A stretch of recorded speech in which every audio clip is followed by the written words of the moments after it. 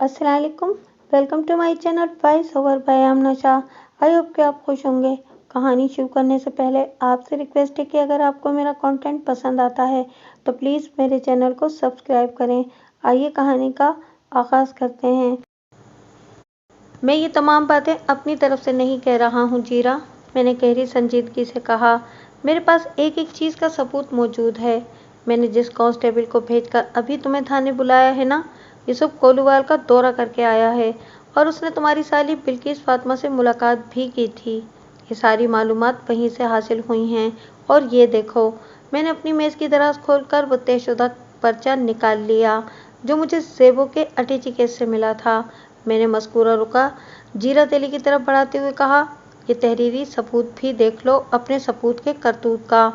वो लिखना पढ़ना जानता था। रुके की मुख्तसर सी एक सतरी तहरीर ने उसके 14 तबक गुल कर दिए। वो बड़ी बेबसी से बोला, ओ खारा, ये तूने क्या कर दिया? खारा ने तो जो किया सो किया। अब मैं उसके साथ जो करूँगा उससे खारे की आने वाली 7 नस्लें भी सबक हासिल करेंगी। सरकार माफ़ कर दें। वो दोनों हाथ जोड़कर गिड़गिड़ाने लगा। खारा नादान है, इसे कोताही हो गई है, आप मेरे बच्चे को बचा लें। तुम्हारा बच्चा कोई सूली नहीं चढ़ा हुआ जो मैं इसे बचा लूं, मैंने सख्त लहजे में कहा। ऐसे नादानियों और कोताहियों के लिए कानून की किताबों में मुख्तलिफ ताज़ीरें दर्ज हैं। तुम्हारे इस नन्हे मुन्ने मासूम बालक को भी तमाम मराहिल से गुजरना होगा। कानून अमीर गरीब शाहो गधा सबके लिए यकसा है, कोई इसकी पकड़ से बच नहीं सकता। वो कुर्सी से उठा और मेज़ के नीचे घुसकर मेरे कदमों से लिपट गया। फिर रो रो कर अपने बेटे के लिए रहम की अपीलें करने लगा। मैंने बमुश्किल उससे अपने पाँव छुड़ाए और माशूक अली को हुक्म दिया, इस पागल के बच्चे को बाहर निकालो। माशूक अली ने कोशिश करके जीरा तीले को खींचकर मेरी मेज़ के नीचे से निकाला और दोबारा कुर्सी पर बिठा दिया। इसके दोनों हाथ अभी तक माफ़ी के अंदाज में जुड़े हुए थे और आंखों से आंसू जारी थे। जीरा, तुमने कोलू तो लगा रखा होगा? मैंने पूछा। जी सरकार, वो आजिज़ी से बोला। तेली तेल नहीं निकालेगा तो खाएगा कहाँ से? तुम्हारे कोलू के बेल जब मस्ती करते हैं तो फिर तुम क्या करते हो? मैंने उसकी आंखों में देखते हुए सवाल किया। मैंने कोलू पर एक लंबी सी डांग रखी हुई है, उसने बताया। खरमस्ती करने वाले बेलों की टांगों पर जब 2-4 डांगें पड़ती हैं ना, तो वो अलिफ की तरह सीधे हो जाते हैं। डांग दरअसल ना तो लाठी होती है और न ही छड़ी। आप डांग को इन दोनों के करीब करीब की कोई चीज़ समझ लें, मैंने जीरा तेली की बात के जवाब में कहा। कानून भी एक कोलू ही की तरह होता है। ये मस्ती करने वाले इंसान नुमा बैलों पर दफात की डांगें बरसाता है। फिर जेल की बुलंदों वाला संगलाख दीवारों के पीछे पहुंचकर ये बेल जैसे अड़ियल और मुंहजोर इंसान अलिफ की तरह सीधे हो जाते हैं। उसने अचानक एक अजीब हरकत की। उसके दोनों हाथ बर्क रफ्तारी से हरकत में आए। फिर उसने अपनी पगड़ी उतारकर मेरे बूटों पर रख दी। इसके बाद वो मिन्नत रेज लहजे में बोला, रहम सरकार, मेरी इज्जत आपके हाथ में है। लानत है ऐसी औलाद पर और गर्क हों इनकी जवानियाँ, जिनके काले करतूतों की वजह से इनके वालिदैन की इज्जत खाक में मिल जाए और इन्हें ऐसी नामाकूल औलाद के लिए दर दर की ठोकरें खाना पड़े। हर किस नाकिस के कदमों पर सर रखकर इनके लिए रहम की भीख मांगना पड़े। मैंने माशूक अली की मुआवनत से बमुश्किल जीरा तेली को नॉर्मल किया। जब वो अपने हवासों में आ गया तो मैंने इससे पूछा, 10 से ज़्यादा का वक्त हो गया है, तुम वापस मंढोरा कला चला जाओ या इधर थाने ही में तुम्हारे लिए मंची बिस्तरे का बंदोबस्त करा दूं। थाने में? उसने सरासीमा नज़र से मुझे देखा। डरो नहीं, मैंने तसल्ली भरे अंदाज में कहा, मैं तुम्हें हवालात में बंद नहीं कर रहा। इधर थाने के सहन में तुम्हारे सोने का इंतज़ाम करा दूंगा। नहीं सरकार, वो नफ़ी में सर हिलाते हुए बोला, इधर रसूलपुर तारड़ में मेरा एक दोस्त रहता है, मैं उसके घर में रात गुजार कर सुबह आपके पास आ जाऊंगा। ठीक है, जैसे तुम्हारी मर्जी, मैंने कहा। जीरा तेली के जाने के बाद मैं भी अपने क्वार्टर में आ गया। अगले रोज़ यानी 25 मई की सुबह 3 छापामार टीमें थाने से रवाना हो गईं। इनमें एक टीम में एएसआई नेक मोहम्मद भी शामिल था। ये तमाम पुलिस एहलकार सादा लिबास में थे और उन्होंने गिरदोनवा के तमाम गांव देहात की खाक छान कर खारा और ज़ेबों को तलाश करना था। नेक मोहम्मद ने मुझे बताया था कि वो मौजा कोलूवाल की तरफ जा रहा है। नेक मोहम्मद बहुत ही होशियार और ज़ेरिक पुलिस एहलकार था। मुझे उम्मीद थी कि वो ज़रूर कोई अहम खबर लेकर लौटेगा। 10 बजे के करीब जीरा तेली भी थाने पहुंच गया। मैं अब देख रहा था कि उसकी ज़हनी हालत काफ़ी हद तक संभल चुकी थी, ताहम वो अभी तक सहमा हुआ और परेशान सा था। दोपहर के वक्त एएसआई नेक मोहम्मद वापस आ गया। वो मेरी तवक्को के ऐन मुताबिक खासी मुफीद मालूमात के साथ लौटा था। नेक मोहम्मद के साथ 2 अफराद और भी थे। इनमें से एक शख्स को देखते ही जीरत अली उठकर खड़ा हो गया। मुझे ये समझने में कोई दिक्कत महसूस न हुई कि मज़कूरा बंदा जीरा का कोई शनासा था। नेक मोहम्मद ने मुझसे कहा, मलिक साहब, ये जीरे का साड़ू यानी बिल्किस फातिमा का खामिंद शौकत अली है।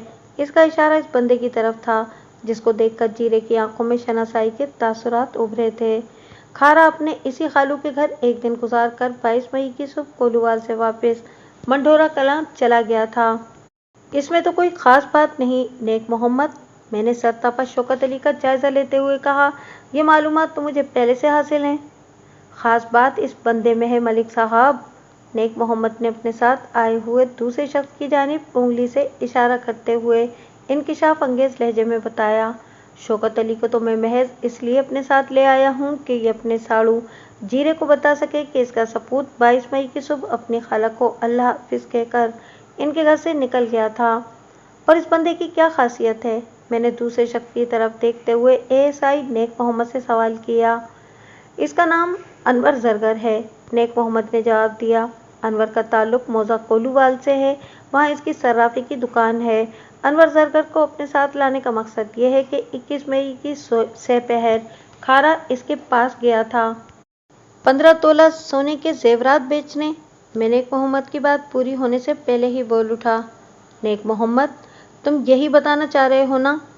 जीरत अली की ज़बानी मुझे पहले ही पता चल चुका था कि इनके घर से कमोबेश 15 तोले वजन के तलाई जेवरात चोरी हो गए थे, और मैंने शक नहीं बल्कि यकीन जाहिर किया था कि ये ओछी हरकत खारे के सिवा और किसी की नहीं हो सकती थी।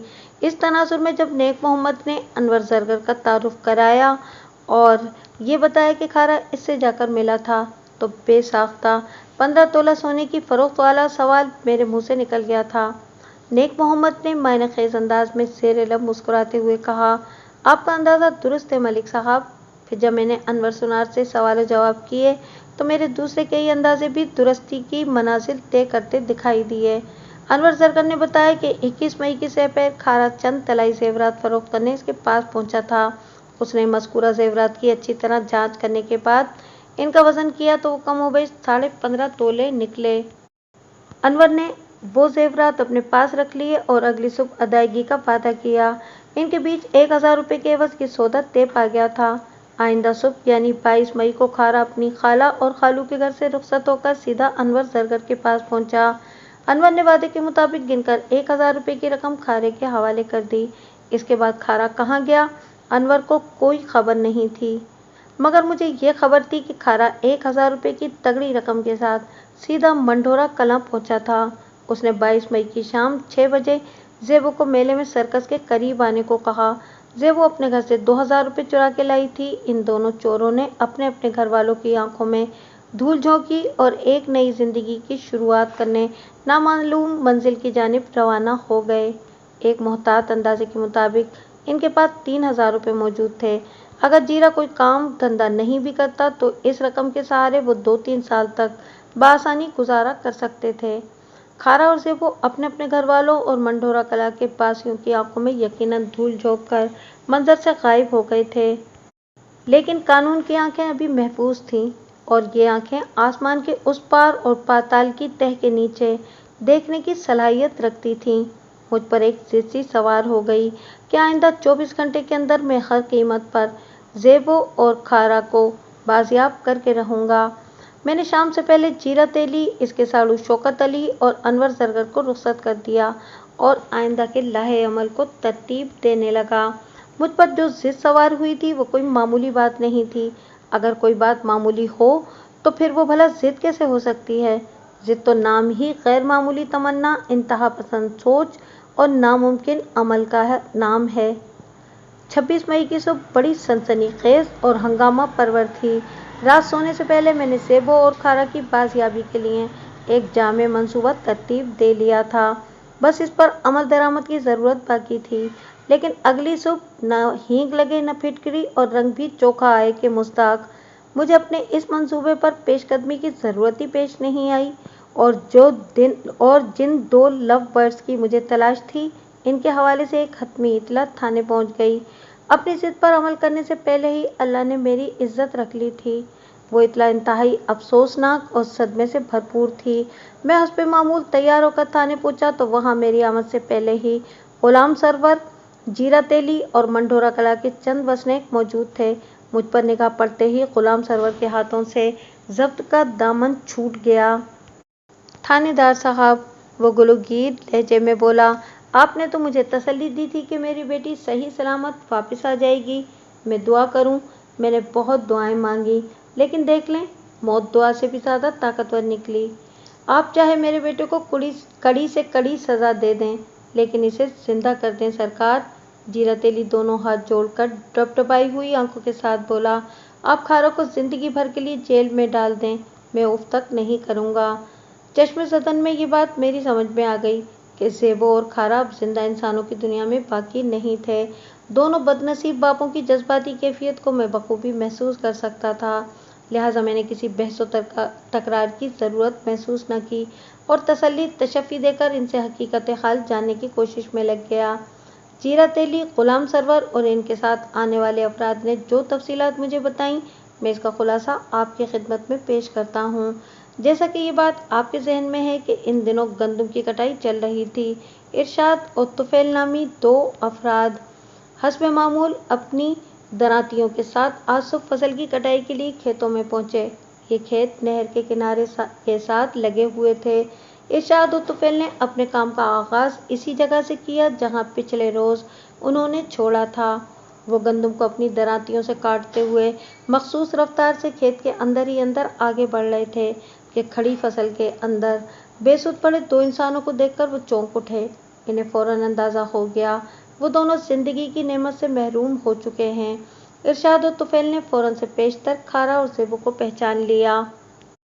उन्होंने खेत से बाहर निकलकर शोर मचाया तो खेतों में काम करने वाले अफराद वहां जमा हो गए। देखते ही देखते ज़ेबो और खारा की मौत की खबर जंगल की आग की तरह पूरे मंढोरा कला में फैल गई और अब वो लोग मेरे सामने थे। मैंने एक टांगे का बंदोबस्त कराया और फौरन मंढोरा कला की जानिब रवाना हो गया। अब की बार एएसआई नेक मोहम्मद भी मेरे साथ था। वो लोग भी एक टांगे ही में थाने पहुंचे थे।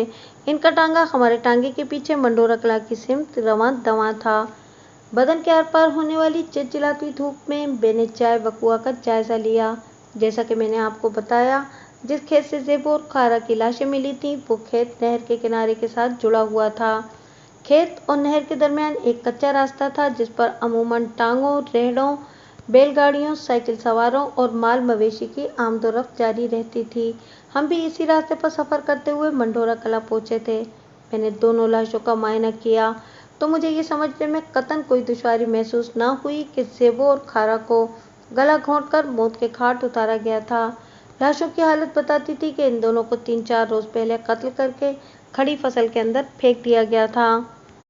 कातिल जो कोई भी था, वो मजबूत हाथ पांव का मालिक एक ताकतवर शख्स था, वरना इतनी आसानी से 2 इंसानों की जान लेना किसी आम आदमी के बस की बात नहीं थी, जबकि इन 2 अफराद में एक नौजवान मर्द भी हो। मैं मौका वारदात की कार्रवाई मुकम्मल कर चुका तो नेक मोहम्मद तेज तेज कदमों से चलते हुए मेरे नज़दीक आ गया। इसके चेहरे पर दबा दबा जोश झलक रहा था। उसने एक चीज़ मेरी जानिब बढ़ाते हुए कहा, ये देखें मलिक साहब। मैंने देखा वो चांदी का एक लॉकेट था जिसकी जंजीर टूटकर लटक रही थी। मैंने सनसनाते हुए लहजे में दरियाफ्त किया, ये तुम्हें कहाँ से मिला? मेरी हैरत और इस्तेजाब का सबब यह था कि वो एक गैर मामूली साइज का लॉकेट था। मेरे मोहतात अंदाजे के मुताबिक कमोबेश 50 किरात का एक यमनी हकीक इस लॉकेट में जड़ा हुआ था। यह हकीक मुस्ततील शक्ल का था। लॉकेट और उसकी जंजीर खालिस चांदी से बने हुए थे और वो जंजीर एक जगह से टूटी हुई थी। ये मुझे इधर से मिला है। नेक मोहम्मद जाए वारदात के नज़दीक एक जानिब इशारा करते हुए बोला, मुझे लगता है कि इस लॉकेट का कातिल के साथ कोई कनेक्शन ज़रूर है। मुझे भी ऐसा ही लगता है नेक मोहम्मद, मैंने सोच में डूबे हुए लहजे में कहा। इस लॉकेट पर भी रिसर्च करते हैं। पहले इन लाशों को सरकारी अस्पताल पहुंचाने का बंदोबस्त करना होगा। अब तो इनसे बदबू भी उठने लगी है। वो लाशें 3-4 रोज से इस खेत के अंदर पड़ी हुई थीं। ऊपर से गर्मी का मौसम, आप खुद अंदाजा लगा सकते हैं कि वहाँ क्या आलम होगा। तैयार खड़ी पकी हुई फसल, चाहे गंदम की हो या चावल की, अनाज की एक मखसूस बू खेतों के बीचों बीच सरसराती रहती है। इस बू को फिजा में भी महसूस किया जा सकता है। गर्म मौसम इसकी शिद्दत में इजाफे का बायस बनता है। यही सबब था कि लाशों की बदबू बहुत दूर तक नहीं फैल सकी थी। ये बदबू फसल की मखसूस बू में सरायत करके अपनी मखसूस नागवार शनाख्त खो बैठी थी। मैंने दोनों लाशों को एक टांगे पर लदवाया और पोस्टमार्टम के लिए नेक मोहम्मद की निगरानी में जिलाई अस्पताल रवाना कर दिया। इसके बाद मैं मौके पर मौजूद अफराद की जानिब मुतवज्जा हो गया। जीरत अली, गुलाम सरवर, तुफैल और इरशाद भी इन अफराद में शामिल थे। मैंने टूटी हुई जंजीर वाला लॉकेट इन सबको दिखाने के बाद पूछा, तुम में से कोई इस लॉकेट को पहचानता है? ये तो मैंने सेंडो के गले में देखा था, एक शख्स ने इंकिशाफ अंगेज अंदाज में बताया। कौन सेंडो? बेसाख्ता मेरे मुंह से निकला। वो जी, वो उधर सर्कस में काम करता है, एक दूसरे शख्स ने जवाब दिया। वो सर्कस में मुख्तलिफ करतब दिखाता है। इसका बदन गेंडे की तरह मजबूत और रबर के मानिंद लचकीला है जनाब। वो अपने जिस्म को बहुत छोटे से आहिनी कड़े में से निकालकर खूब दाद वसूल करता है। सेंडो का किरदार हर सर्कस का लाजमी हिस्सा है। सेंडो के नाम से जाना जाने वाला ये कवीउल जुस्सा शख्स सर्कस में मुख्तलिफ खेल तमाशे दिखाता है, जिनमें से एक खास आइटम छोटे से आहिनी कड़े में से अपने जिस्म को निकालना भी है। सेंडो का नाम सामने आने से बहुत सी ढकी छुपी बातें भी वाज़ेह हो गई थीं। सेबो और खारा को गला दबाकर मौत के घाट उतारने वाला कातिल सेंडो जैसा तंदुरुस्त और तवाना ही हो सकता था। क्या तुम्हें यकीन है कि ये लॉकेट तुमने सर्कस में काम करने वाले सेंडो के गले में देखा था? मैंने इस शख्स की आंखों में आंखें डालकर सवाल किया, जिसने लॉकेट को शनाख्त किया था। जी, मुझे पक्का यकीन है, वो टूटी हुई जंजीर वाले लॉकेट की जानिब इशारा करते हुए बोला। मेरी आंखें धोखा नहीं खा सकती थानेदार साहब, ये वही लॉकेट है जो हर वक्त सेंडो के गले में झूलता रहता था। लेकिन वो अचानक बोलते बोलते रुक गया, तो मैंने इस्तरारी लहजे में इस्तफसार किया, लेकिन क्या? लेकिन ये कि वो बताने लगा, सेंडो कई दिन से सर्कस में नजर नहीं आ रहा, पता नहीं वो कहाँ चला गया है। इस इंकिशाफ ने मेरे वजूद में सनसनी सी दौड़ा दी। सेंडो के गायब होने का एक ही मतलब था कि वो 2 अफराद के कत्ल में मुलविस था। लव बर्ड्स के कातिल की निशानदेही हो गई थी। तुमने कब से सेंडो को सर्कस में नहीं देखा? मैंने सरसराते हुए लहजे में सवाल किया। यही कोई 3-4 दिन से जनाब, इस शख्स ने जवाब दिया। मेरे लिए खेतों में खड़े रहना अब किसी भी तौर मुमकिन नहीं रहा था। मैंने पहली फुर्सत में मेले का रुख किया और मज़कूरा सर्कस पहुंच गया। सर्कस के मालिक का नाम सुल्तान था। सर्कस के खेल तमाशे शाम में शुरू होते थे, इसलिए इस वक्त सुल्तान फ्री था और अपने खेमे में आराम कर रहा था। मैंने सुल्तान को मुख्तसर अल्फाज में हकीकत हाल से आगाह किया और पूछा कि सेंडो कहाँ है। 4 दिन पहले वो अपने घर चला गया है, सुल्तान ने जवाब दिया। लेकिन मुझे यकीन नहीं आ रहा कि सेंडो ने 2 इंसानों की जान ली है। उसकी आंखों में उलझन भरी हैरत झलक रही थी। तुम्हारे यकीन न करने से कोई फर्क नहीं पड़ता सुल्तान, मैंने एक एक लफ्ज़ पर जोर देते हुए कहा। तो मुझे बताओ कि ऐसी कौन सी आफत आ गई थी जो वो चलते हुए सर्कस को छोड़कर अपने घर चला गया है? वो काफ़ी दिनों से घर जाने के लिए मुझसे छुट्टी मांग रहा था, सुल्तान ने वजाहत करते हुए बताया, और मैंने इसे समझाने की कोशिश की थी कि अभी इसे छुट्टी नहीं मिल सकती। जब हम मंडोरा कलां से सर्कस समेटेंगे तो फिर वो जी भर के छुट्टी कर ले। पता नहीं मेरी बात इसकी समझ में आई कि नहीं। वो एकदम चुपचाप रात में सर्कस से गायब हो गया। मैं यही समझा कि वो अपने घर चला गया है। मैं चौंक उठा। मतलब ये कि वो जाते हुए तुमसे मिलकर भी नहीं गया? मैंने तेज लहजे में इस्तफसार किया। उसने नफ़ी में गर्दन हिला दी। सेंडो कौन सी तारीख को गायब हुआ था? 22 मई की शाम को, उसने जवाब दिया। ये वही तारीख थी जब ज़ेबो शाम में अपनी 2 सहेलियों के साथ रिफत और फरीदा के हमरा मेला देखने गई थी और सर्कस के करीब उसने खारा से मुलाकात की थी। इसके बाद ज़ेबो का शुमार गुमशुदा अफराद में होने लगा था। इससे यही बात समझ में आ रही थी कि ज़ेबो और खारा की जानों का हत्यारा सिर्फ और सिर्फ सेंडो ही हो सकता था। यानी तुम पूरे एतमाद के साथ नहीं कह सकते कि सेंडो अपने घर ही गया होगा? मैंने सर्कस के मालिक सुल्तान से पूछा। ये बात मैंने हालत व वाक़ियात की रोशनी में कही है थानेदार साहब। वो मुझसे घर जाने की छुट्टी मांग रहा था, इसलिए मैंने ये समझ लिया कि वो अपने घर चला गया होगा। वो मुतदिल अंदाज में बोला। हकीकत क्या है ये तो सिर्फ खुदा ही जानता है। सुल्तान की बात में वजन था। मैंने कहा, हकीकत से पर्दा मैं खुद उठाऊंगा, तो मुझे सेंडो के घर का पता बताओ। सेंडो पिंडी भट्टियां का रहने वाला है, सुल्तान ने बताया। पिंडी भट्टियां खासा वसी इलाका है, मैंने ठहरे हुए लहजे में कहा। मैं पिंडी भट्टियां के एक एक घर में झाँक कर नहीं देख सकता कि सेंडो वहाँ रहता है या नहीं। मुझे इसके घर की ठीक ठीक लोकेशन बताओ। सुल्तान ने मेरे हुक्म की तामील कर दी। 27 मई की सुबह बड़ी खुशगवार और पुरसुकून थी। मैं मुतमईन ज़हन के साथ तैयार होकर थाने पहुंचा तो खादिम हुसैन ने सेंडो को मेरे सामने पेश कर दिया। गुज़िश्ता रात मैंने पिंडी भटिया से सेंडो को गिरफ्तार कर लिया था और थाने पहुंचाकर उसे हवलदार खादिम हुसैन की तहवील में इन अहकामात के साथ दे दिया था। खादिम हुसैन, रात का जितना वक्त बाकी है ये तुम्हारी हवलदारी की आजमाइश के लिए काफ़ी होगा। सुबह ये बंदा मुझे टेप की तरह फर फर बोलता हुआ मिलना चाहिए। मलिक साहब, टेप रिकॉर्डर हाजिर है, खादिम हुसैन ने सेंडो को मेरे सामने पेश करते हुए बड़े फ़ख्र से बताया। आप प्ले का बटन दबाएं, ये फर बोलने लगेगा। क्या इसने दोहरे कत्ल का इकबाल कर लिया है? मैंने पूछा। जी मलिक साहब, हवलदार सीने पर हाथ मारते हुए बोला। आपको पता है, मेरी हवलदारी तो पत्थरों को बोलने पर मजबूर कर देती है। ये तो गोश्त का पहाड़ एक इंसान है। बस इसने मेरी फरमाइश पूरी नहीं की। हवलदार ने मायने खेज अंदाज में अपनी बात पूरी की तो मैं पूछे बिना न रह सका। तुमने सेंडो से ऐसी कौन सी फरमाइश कर दी थी? वो अपनी जेब में से चूड़ी के साइज का एक आहिनी कड़ा बरामद करते हुए बोला। ये बड़ा सेंडो बना फिरता है ना। मैंने इससे कहा कि तुम सर्कस में लोहे के कड़े में से अपने बदन को गुजारते हो। तुम्हारी कारीगरी को तो मैं उस वक्त मानूंगा जब तुम सर्कस के बाहर यानी हवालात में मेरी निगाह के सामने खुद को इस कड़े के अंदर से गुजार कर दिखाओगे। बात के इख्तिताम पर खादिम हुसैन ने चूड़ी की गोलाई वाले आहिनी रिंग को फजा में लहराते हुए इजाफा किया। इस कड़े में से मलिक साहब। हवलदार की बात सुनकर मेरे लबों पर मुस्कुराहट नमूदार हो गई। मैंने ठहरे हुए अंदाज में कहा, तो इसने तुम्हारी फरमाइश पूरी नहीं की? नहीं जनाब, खादिम हुसैन नफ़ी में गर्दन हिलाते हुए बोला। ओए नामालूम सेंडो की नालायक औलाद, इधर सर्कस में तो तुम बड़े कमालात दिखाते हो, मेरे हवलदार की एक छोटी सी फरमाइश तुमसे पूरी ना हो सकी? थानेदार साहब, आप खुद सोचें। सेंडो आजिज़ाना अंदाज में मुझसे मुखातिब होते हुए बोला। मैं अपने बदन को इस चूड़ी में से कैसे गुजार सकता हूँ? जब तुम दो जीते जागते इंसानों को जिंदगी से गुजार सकते हो तो फिर अपने नापाक बदन को चूड़ी में से क्यों नहीं गुजार सकते? मैंने करख्त लहजे में कहा। ये तस्लीम करते हो ना कि तुमने ही ज़ेबो और खारा को मौत के घाट उतारा है?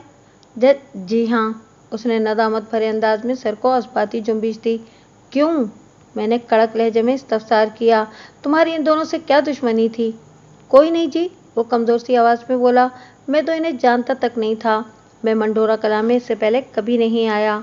फिर तुमने इन बदनसीबों के खून में हाथ क्यों रंगे? मैंने फुनकार से मुशाबा आवाज़ में पूछा। वो मैं लालच में आ गया था, वो हिचकिचाहट भरे अंदाज में बोला। मैंने घूर कर इसे देखा। दौलत का लालच ना? बस जी, 3000 का नाम सुनकर मेरे दिल में लालच पैदा हो गया। वो इकबाल जुर्म पर अपने बयान की तस्दीक की मोहर जब्त करते हुए बोला। मैंने इस शाम सर्कस के तंबू के नज़दीक इन दोनों को बातें करते सुन लिया था। इस वक्त मैं तंबू के अंदर अपने आइटम की तैयारी कर रहा था और इनकी आवाज़ बड़े वाज़ेह तौर पर मुझ तक पहुंच रही थी। इनकी बातों से मुझे ये समझने में कोई मुश्किल पेश न आई कि वो फरार का मंसूबा बना रहे थे। मैंने इनकी सारी प्लानिंग सुन ली। लड़की ने अपनी सहेलियों के साथ वापस घर की तरफ जाना था, लेकिन घर में दाखिल होने के बजाय वापस मेले में आ जाना था। जिस मैदान में ये मेला लगा हुआ है, इसके आखिरी किनारे पर नहर की पुलिया है। लड़के ने वहां बैठकर लड़की का इंतजार करना था। लड़के को मेले के अंदर से गुजरते हुए इस पुलिया तक पहुंचना था। फिर अंधेरा फैलते ही वो दोनों एक नई जिंदगी की तलाश में किसी नामालूम मंजिल की जानिब रवाना हो जाते। मुझे इनकी मंजिल के बारे में कुछ इल्म नहीं था और लड़के ने ऐसा कोई जिक्र भी नहीं किया था। इनकी सारी गुफ्तगू में मेरी तवज्जो सिर्फ एक ही नुक्ते पर लगी हुई थी। कौन सा नुक्ता? मैंने किते कलामी करते हुए पूछा। इन दोनों के पास 3000 रुपये की एक तगड़ी रकम मौजूद थी, उसने बताया। 2000 रुपये लड़की अपने घर से चुरा कर लाई थी और 1000 रुपये लड़के ने कहीं से मारे थे। बस जनाब, इस रकम के हुसूल के लिए मैं लालच में आ गया था। मैंने सर्कस को खैरबाद कहा और इनसे पहले ही नहर वाली पुलिया के नज़दीक खड़ी फसल में छुपकर बैठ गया। फिर जब वो दोनों यके बाद दीगरे इस पुलिया पर पहुंचे तो मैंने अपने मंसूबे पर अमल करते हुए इन दोनों को कत्ल कर दिया और इनकी लाशों को खेतों में छुपाकर मैं रफू चक्कर हो गया। तुम इस रकम को हथियाने के लिए लालच में आ गए थे? और कानून तुम्हें करारे वाकई सजा देने के लिए हरकत में आ चुका है। मैंने तुंद लहजे में कहा, अब दुनिया की कोई ताकत तुम्हें फांसी लगने से नहीं बचा सकती, क्या समझे? जनाब, मैं लूटी हुई रकम में से 2000 रुपये वापस करने को तैयार हूँ, होशियारी से बोला। आप कोई हल्की दफ़ा लगाकर मुझे फांसी से बचा लें, मैं जेल जाने के लिए तैयार हूँ। वो मुझे हल्की दफ़ा लगाने के लिए 2000 रुपये रिश्वत की पेशकश कर रहा था। इसे कतई इल्म नहीं था कि मलिक सफदर हयात 2000 क्या 2 लाख या करोड़ में भी बिकने वाला नहीं था। मैंने उसका जहन पढ़ने के लिए घिसाई का अमल जारी रखा। 2000 रुपये क्यों? मैंने चुपते हुए लहजे में इस्तफसार किया। तुमने तो इन मकतूलीन से पूरे 3000 रुपये लूटे थे। वो जी, वो 1000 रुपये मैंने खर्च कर दिए हैं। तुमने 4 दिन में 1000 रुपये खर्च कर डाले? मैंने बेयकीनी से इसकी तरफ देखा। ऐसा क्या खरीदा तुमने? खरीदा तो कुछ भी नहीं थानेदार साहब। फिर 1000 रुपये कहाँ चले गए? मैं पिंडी भट्टिया में 3-4 लोगों का मकरूज था, वो वजाहत करते हुए बोला। जैसे ही पैसे मेरे हाथ में आए, मैंने सबसे पहले कर्ज अदा किया। अब बाकी 2000 रुपये बचे हैं। अगर आप मुझे फांसी से बचा लें तो ये 2000 रुपये मैं आपको देने के लिए तैयार हूँ। ये 2000 रुपये तो मैं तुमसे ज़रूर वसूल करूँगा, लेकिन अपने लिए नहीं। मैंने इसकी खुशफहमी का जनाजा उठाते हुए कहा। यह रकम जाएगी उसके असल हकदारों के पास। अलबत्ता तुम्हारे लिए मेरे पास एक तोहफा है। तोहफा? वो हैरत भरी नज़र से मुझे तकते हुए बोला। कैसा तोहफा? तुमने 2 इंसानों को मौत के घाट उतारने का संगीन जुर्म किया है सेंडो। मैंने उसकी आंखों में आंखें डालकर सनसनाते हुए लहजे में कहा। इस जुर्म की पादाश में तुम्हें फांसी पर तो लटकना ही पड़ेगा। मैं तुम्हें इस अजीम कारनामे पर मौत का तोहफा पेश करता हूँ। वो रोने गिड़गिड़ाने लगा, अपनी जान बख्शी के लिए मेरी मिन्नत समाजत करने लगा। मैंने उसकी एक न सुनी और हवलदार खादिम हुसैन से कहकर इसे हवालात में बंद करा दिया। इसी रोज़ मैंने इसकी निशानदही पर 2000 रुपये भी बरामद कर लिए। अगली सुबह मैंने बड़े मजबूत चालान के साथ उसे अदालत में पेश कर दिया। सेंडो मेरी तहवील में अपने जुराइम का इकबाल कर चुका था। इसके साथ ही मैंने इससे वसूल होने वाली रकम इस दरख्वास्त के साथ अदालत में चालान के हमरा जमा करा दी। मेरी मोअज़्ज़िज़ अदालत से इस्तदा है कि वो इस रकम को जल्द अज़ जल्द रिलीज़ कर दे ताकि मकतूलीन के वर्सा की हत्तुल मकतूल अश्कशुई हो सके। पहली ही बाकायदा पेशी पर अदालत ने मज़कूरा रकम मेरे हवाले कर दी ताकि मैं इसे हकदारों तक पहुंचा सकूं। अगले रोज़ मैंने गुलाम सरवर और जीरत अली को थाने बुला लिया। इस दौरान मैं ज़ेबो और खारा को मंडोरा कला के कब्रिस्तान में मनोमट्टी के नीचे दबाया जा चुका था। इन दोनों की हालत काबिल अफसोस हो रही थी। मैंने बारी बारी इनके चेहरों के तासुरात का जायज़ा लिया और माजरत आमेज़ हमदर्दी से कहा, मुझे इस बात का दुख है कि मैं ज़ेबो और खारा को जिंदा सलामत तुम तक नहीं पहुंचा सका, लेकिन इस अमर पर मेरा जहन मुतमईन है कि मैंने इन दोनों के कातिल सेंडो को एक मजबूत केस के साथ जेल की सलाखों के पीछे पहुंचा दिया है। एक आध पेशी में इसके लिए फांसी के अहकामात सादिर हो जाएंगे, लेकिन मैंने तुम दोनों को इस वक्त एक खास मकसद के लिए यहाँ बुलाया है। इन दोनों ने चौंक कर मेरी जानिब देखा। मैंने अपनी मेज़ की दराज में से 2 भूरे रंग के लिफाफे बरामद करते हुए कहा, तुम दोनों की एक एक अमानत मेरे पास रखी है, ये मैं तुम्हारे हवाले करना चाहता हूँ। वो दोनों बदस्तूर उलझनज़दा नज़र से मुझे तके जा रहे थे। मैंने एक एक भूरा लिफाफा इनके हवाले कर दिया। गुलाम सरवर वाले लिफाफे में 1334 रुपये और जीरत तेली वाले लिफाफे में 666 रुपये मौजूद थे। सेंडो ने लूटी हुई रकम में से 1000 ठिकाने लगा दिए थे। बाकी जो 2000 रुपये बचे थे, इस रकम में इन दोनों का हिसाबी निस्बत तनासुब के उसूल के मुताबिक यही हिस्सा बनता था जो मैंने उनके हवाले कर दिया था। इन दोनों ने अपना अपना लिफाफा खोलकर रकम गिनी। फिर गुलाम सरवर ने तीखे लहजे में मुझसे पूछा, थानेदार साहब, क्या ये पैसे मेरे ज़ेबू की ज़िंदगी का नेमुल बदल हो सकते हैं? मैं कागज़ के इन टुकड़ों का क्या करूँगा? जीरत अली दुखी लहजे में बोला, मेरा जवान जहान बेटा चला गया, ये पैसे मेरे दर्द का मदावा नहीं बन सकते। मैं तुम दोनों के गम में बराबर का शरीक हूँ, मैंने भराई हुई आवाज़ में कहा, और मानता हूँ कि ये रकम ज़ेबो और खारा को ज़िंदगी की तरफ वापस नहीं ला सकती, लेकिन ऐसे ही मौके पर इंसान की बेबसी और लाचारी बताती है कि सब कुछ उसके बस में नहीं है। बहुत सारे दीगर मामलात की तरह ज़िंदगी और मौत का मामला भी कुदरत ने अपने हाथ में रखा है और हम सब उसकी मशीयत के सामने मजबूर हैं। मैं यकीन के साथ नहीं कह सकता कि मेरा बयान करता फलसफा जीरा तेली और गुलाम सरवर की समझ में आया था या नहीं। बहरहाल इन दोनों ने मुझसे कोई जरा बहस नहीं की और बोझल सीनों के साथ वापस चले गए। मेरा फलसफा मबनी पर हकीकत था। इंसान चाहे कितना ही शेरजोर क्यों ना हो, उसके इख्तियार की एक हद होती है।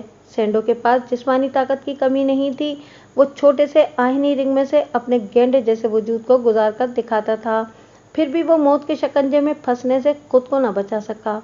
मेरे पास कानून की लामहदूद ताकत मौजूद थी, मगर मैं इस इख्तियार को इस्तेमाल करके ज़ेबो और खारा को जिंदगी जैसी नेमत से सरफराज नहीं कर सकता था।